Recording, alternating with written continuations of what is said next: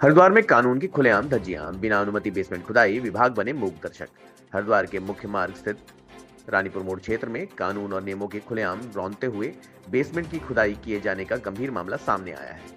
हैरानी इस बात की है कि भवन के स्वीकृत नक्शे में जहां बेसमेंट का कोई प्रावधान ही नहीं था, वहीं बिना एचआरडीए की अनुमति के गहरी खुदाई कर दी गई और संबंधित विभाग आंख मूंद कर तमाशबीन बने रहे। सूत्रों के अनुसार खनन विभाग ने केवल 20 ट्रॉली मिट्टी निकालने की अनुमति दी थी, लेकिन मौके से 50 ट्रॉली से अधिक मिट्टी निकाल ली गई। सवाल यह है कि जब तय सीमा से 2.5 गुना अधिक खनन हुआ तो विभाग यह निगरानी कहाँ थी? यह लापरवाही है या फिर मिलीभगत?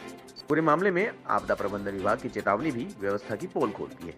आपदा प्रबंधन अधिकारी ने स्पष्ट कहा कि हरिद्वार भूकंप की दृष्टि से जोन 4 में आता है और रानीपुर मोड़ क्षेत्र पहले से ही बरसात के मौसम में जल भराव की गंभीर समस्या झेलता आ रहा है।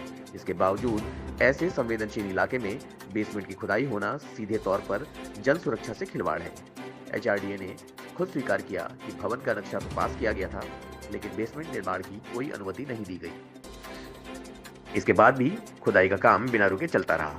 यह सवाल उठना लाजमी है कि बिना विभागीय संरक्षण के ऐसे कैसे संभव हुआ? पूरा मामला पहले खोदो बाद में देखेंगे कि तर्ज पर चढ़ाया गया। नियमों को ताक पर रखकर काम पूरा किया गया। अब जिम्मेदारी से बचने के प्रयास किए जा रहे हैं। यदि किसी अप्रिय घटना की स्थिति बनती है तो इसका जिम्मेदार कौन होगा?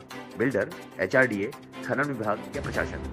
यह मामला केवल एक अवैध बेसमेंट खुदाई का नहीं, बल्कि यह हरिद्वार में विकास के नाम पर सुरक्षा, नियम और कानून की अनदेखी का जीता जागता उदाहरण बनता जा रहा है। अब सबसे बड़ा सवाल यह है कि क्या दोषियों पर सख्त कार्रवाई होगी या यह मामला भी विभागीय फाइलों में दफन कर दिया जाएगा? जनता जवाब चाहती है। किसकी अनुमति से बेसमेंट खुदा, जिस संरक्षण में तय सीमा से अधिक खनन हुआ, और जन सुरक्षा से खिलवाड़ करने वालों पर कब गिरेगी गाज?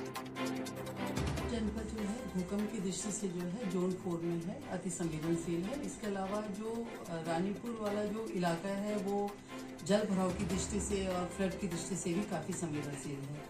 तो वहाँ पर कोई भी नवनिर्माण या निर्माण कार्य करने से पहले उसकी अच्छी तरीके से जांच परख होनी बहुत जरूरी है कि वो उसकी संवेदनशीलता क्या है, और वहाँ पे वो जो निर्माण अगर कोई कार्य हो रहा है तो उससे लोगों पे, वहाँ पे स्थानीय लोगों पे क्या प्रभाव पड़ सकता है। तो इसके लिए जरूरी है कि वहाँ पे कोई भी नवनिर्माण ना कराया जाए, उसको आपदाओं की दृष्टि से जो है जरूर देखा जाए और टेक्निकली उसका जो है सर्वे करा देना उचित होगा।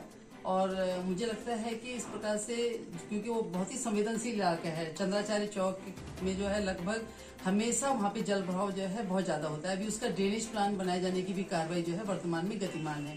तो इन सब पहलुओं को ध्यान में रखते ही जो है आगे की कोई कार्य योजना वहाँ पे बननी चाहिए।